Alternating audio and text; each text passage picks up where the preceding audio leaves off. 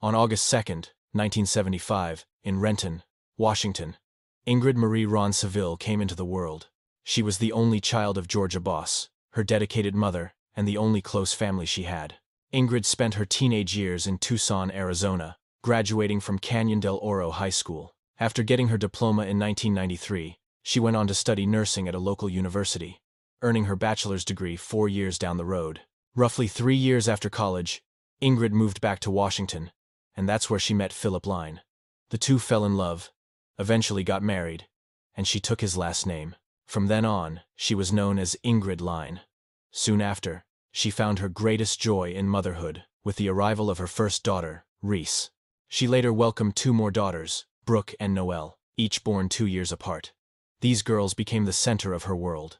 But by around 2014, Ingrid and Philip's marriage started to hit some rough patches. The couple decided to divorce, but they kept things friendly, agreeing to share custody of their daughters. Through it all, Ingrid never lost her vibrant, energetic spirit. During this period, Ingrid was a dedicated nurse at Swedish Medical Center, where she was highly respected by doctors, patients, and her co-workers for her unwavering professionalism. It was clear that after her daughters, her career was the most important thing in her life. Her relationship with Philip had transformed into a strong, supportive friendship. This allowed them to co-parent effectively, creating a stable and nurturing home for the girls. Ingrid also leaned heavily on her mother, Georgia, for support. Georgia was a huge part of her life and the lives of her granddaughters. By 2016, 2 years after the divorce was final, Ingrid had settled into a comfortable routine. She loved her job, which gave her a steady income, and was living with her 3 girls back in Renton. Her home in Washington was just a convenient 32-minute drive from the hospital. Socially, Ingrid was blessed with a circle of close, genuine friends who made her life richer. All in all, she was happy with her life. But as she entered her early 40s, she felt ready to find a romantic partner, something her current social life wasn't providing. This prompted her to try online dating. She chatted with several guys but just couldn't seem to find a real, meaningful connection. But that all changed when she matched with someone who caught her eye, a man named John Charlton. Born in Seattle in the late 1970s, John was the son of Ray and Joan Charlton. Both of his parents were in the military, and they raised him and his sister, Shannon, with strict discipline. They had very high expectations for their kids, making sure they got the best education they could and pitched in with chores around the house. But it didn't take long for everyone to see that John wasn't living up to what his parents wanted. He carried a deep-seated anger towards them and just about everyone else, a feeling that would stick with him for his entire life. His anger often boiled over, especially when he was under the influence of alcohol or drugs, which was happening more and more often. His run-ins with the law started back in 1997, with a misdemeanor assault charge in King County, and a reckless driving charge in Washington State followed the very next year. As the years went by, John's relationship with his parents got even worse, finally hitting a breaking point in 2006 when Ray and Joanne, completely exhausted and at their wits' end, tried to get a protective order against their own son. They had tried over and over to keep the peace at home, but John's erratic and unpredictable behavior made it impossible to agree on even the simplest things. His demeanor was becoming more and more threatening and aggressive, which is what led them to file for the protective order in Thurston County. Ray told the court that his son was verbally abusive and was constantly trying to start fights. In the end, though, their request for a protective order was denied. Ray went on to explain to the judge that his son's constant substance abuse stemmed from an intense pressure he felt, which had made him mentally unstable. Then, on June 24, 2006, just south of Ogden, Utah, a mother and her baby were waiting in the back of their van while her husband was inside a bookstore. Out of nowhere, John Charlton showed up, forced them out of the van, and then took off in it. The police were called right away, and they started tracking the stolen vehicle on Interstate 15. An officer tailed the van to a store parking lot in Riverdale, Utah, where, according to police and court records, John was taken into custody. He was initially hit with an aggravated robbery charge, but he cut a deal, pleading guilty to the lesser offense of attempted aggravated robbery, and was sentenced to 1 to 15 years behind bars.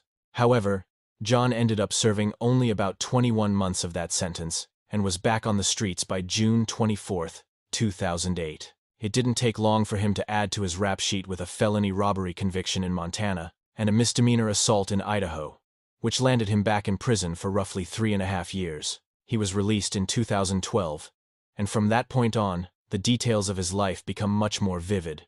One factor that may have made John particularly dangerous was his good looks. He was a handsome man who could turn on the charm whenever it suited him. These were traits he often weaponized, luring people in through romance and seduction before his true, angry nature inevitably surfaced. One thing was certain: John was anything but ordinary, and his daily life was a whirlwind of chaos. Around mid-2012, John landed a temporary job, where he quickly started a relationship with a coworker. Initially, she was completely taken in by his charm, but she soon started noticing subtle red flags in his behavior. There was something unsettling about him, something she couldn't quite put her finger on, that put her on edge. Trusting her gut, she decided to break things off, and by 2013, they had gone their separate ways. After that, John became involved with several other women, whose identities are being kept confidential for their own safety. These women were later questioned by investigators about John's criminal past and his personality. In their statements, his ex-girlfriends painted a chilling picture of aggressive and dangerous behavior, and even claimed he had confessed to them about committing serious crimes. These were bombshell claims that authorities were working hard to verify. Broadly speaking, John's life was a total mess, both personally and professionally. He was essentially a homeless day laborer, crashing either on the streets or at the homes of ex-girlfriends he managed to keep on speaking terms with. Among his acquaintances, John was known as a quiet guy, but when he was under the influence of alcohol or other substances, he would become almost unrecognizable. This twisted, two-sided personality, paired with the physical attractiveness that so often got him what he wanted, is precisely how Ingrid came to meet him. They connected through an online dating site, and after messaging back and forth and hitting it off, they decided to meet up in person. Their first date was set for Friday, April 8th, with a plan to watch the Seattle Mariners opening game and, if the vibe was right, grab drinks afterward. The night before, Ingrid let her friends know about her plans and made arrangements with Philip to look after their daughters. That evening, on April 8th, John and Ingrid went to the baseball game, which got underway a little after 7 p.m. They apparently had a good enough time to keep the night going at a nearby bar around 10:35 p.m. Ingrid even shot a text to a friend, letting her know things were going great with her new companion. However, the night was about to take a horrifying turn. Instead of the connection she was hoping for, Ingrid's decision to bring John back to her home would prove to be a fatal one. Tragically, it was the last decision she would ever make. The man who had seemed so pleasant online revealed a dark and deadly side, and that night, he took her life. He then committed an unspeakable act with a sharp gardening tool, and after meticulously cleaning the scene, he placed her remains into plastic bags he found in the kitchen. He then grabbed Ingrid's car keys, drove her 2015 Toyota Highlander into Seattle, and disposed of what he had done. It's likely John continued drinking after covering his tracks, as he never showed up at his ex-girlfriend's home later that night or the next morning, even though she was expecting him early Saturday. Meanwhile, on that very same morning, Philip arrived at Ingrid's house around 10 a.m. to drop off their daughters. He knocked repeatedly, but there was no answer. Upon closer inspection, he noticed that Ingrid's vehicle, which was always parked out front, was missing. This immediately struck him as odd, since he knew she had the day off that was the whole reason for her night out. Ingrid was, by all accounts, a completely devoted mother, who always kept her daughters as her top priority and was reliably home whenever Philip dropped them off. Philip knew that if her night had run late, Ingrid would have called and asked him to keep the girls a bit longer. As his concern mounted over her unexplained absence, he knocked on the door again and blew up her cell phone, but every call went straight to voicemail. That's when he decided to call Ingrid's mother, Georgia, who rushed over right away. Carrying a spare key Ingrid had given her just for emergencies. The moment they stepped inside, they saw it. Ingrid's wallet, her purse, and her cell phone, all left behind. But there was absolutely no sign of Ingrid herself. Georgia's hands trembled as she checked her daughter's phone, finding recent texts from a man named John about their date the night before. She quickly texted John, asking if he knew Ingrid's whereabouts. He replied that yes, they'd gone out, but claimed they went their separate ways after the game because Ingrid needed to get back home to her girls. Georgia informed him that the police would need a statement, explaining that he was likely the last person to have seen Ingrid. After that, he went completely silent. All communication from John just stopped cold, forcing Ingrid's mother to make the dreaded call to the authorities. Just a few hours later, as investigators were getting started, a Seattle resident was about to stumble upon a truly gruesome scene. While taking out his recycling, he spotted 3 heavy, white kitchen bags stuffed at the bottom of a bin, which seemed completely out of place. Knowing that food waste didn't belong in recycling, he reached in to correct the mistake. The first bag he grabbed felt strangely heavy, and it was sealed with an almost professional precision. But just seconds later, he jerked his hand back in sheer terror when he saw the unmistakable shape of a human face pushing against the plastic from the inside. Stunned, he yelled for a neighbor to confirm his eyes weren't playing tricks on him, and they both stood there in disbelief. After a frantic call to 911, police and forensic teams swarmed the scene. What they found inside those 3 bags confirmed everyone's worst fears. The partial remains of a victim, including a leg and foot, a portion of an arm, and a head. Meanwhile, as panic consumed Ingrid's loved ones, they blasted her information across social media, alerting the authorities and the media to her disappearance. It didn't take long for suspicion to fall squarely on the man she'd just gone out with. At the same time, John showed up at his ex-girlfriend's place. She immediately noticed his lip was swollen, but he just brushed it off, claiming he'd been jumped in a botched robbery the night before. He then headed out to a bar.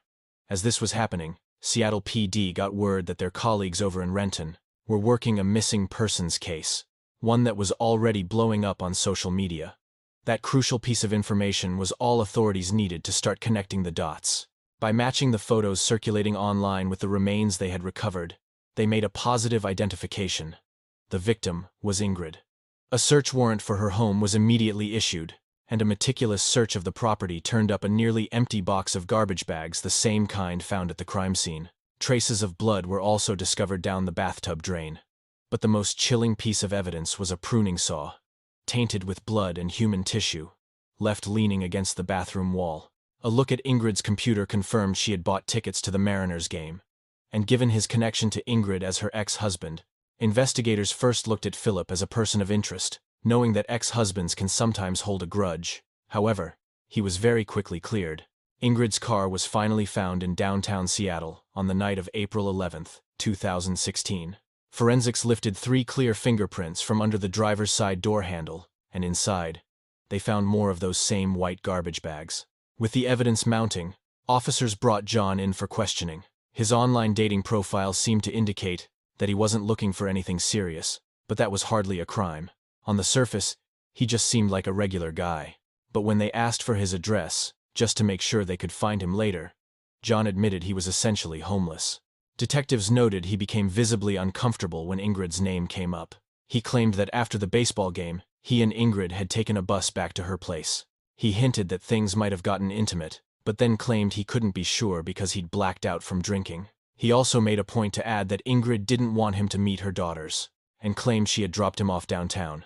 He said he came 2 hours later, on a park bench, remembering only bits and pieces of his last moments with her. As investigators pressed him, John insisted he'd even sent her a text that morning, simply asking how she slept. They soon dug up his complicated relationship with an ex-girlfriend, which, while strange, wasn't against the law. At that point, John finally lawyered up. The officers stepped out of the room, but the camera kept rolling.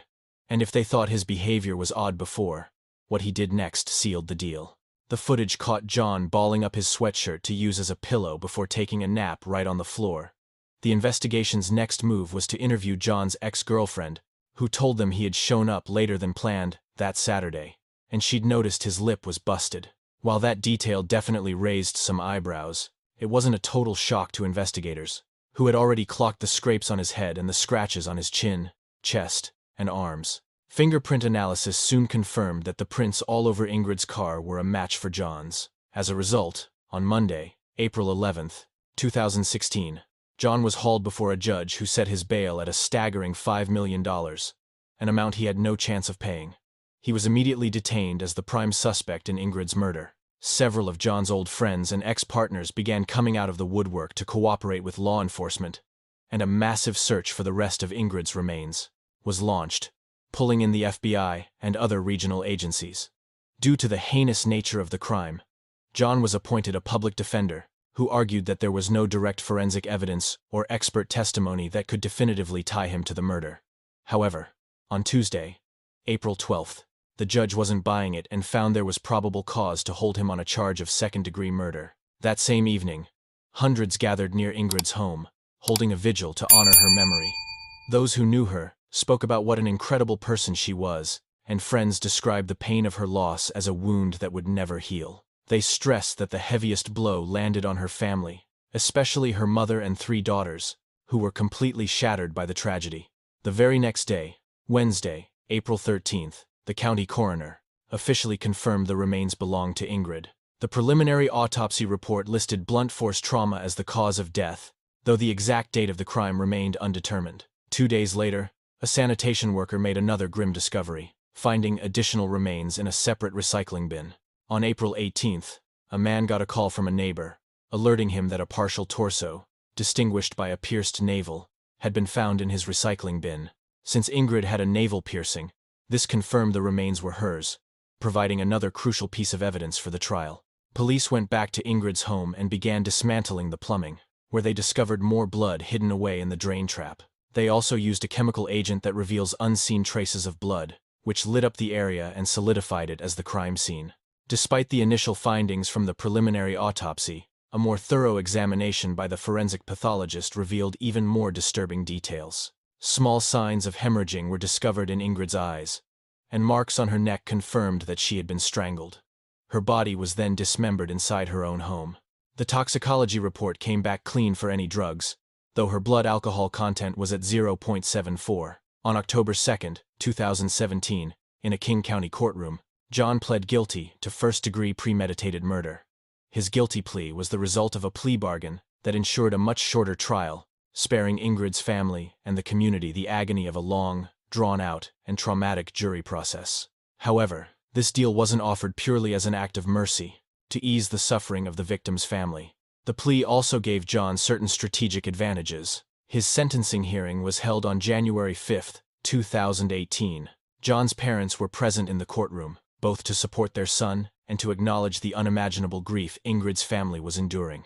During a brief statement, John confessed that no words could ever take back the pain he had caused, acknowledging the permanent and devastating impact of his actions. The victim impact statements from Ingrid's family were heart-wrenching.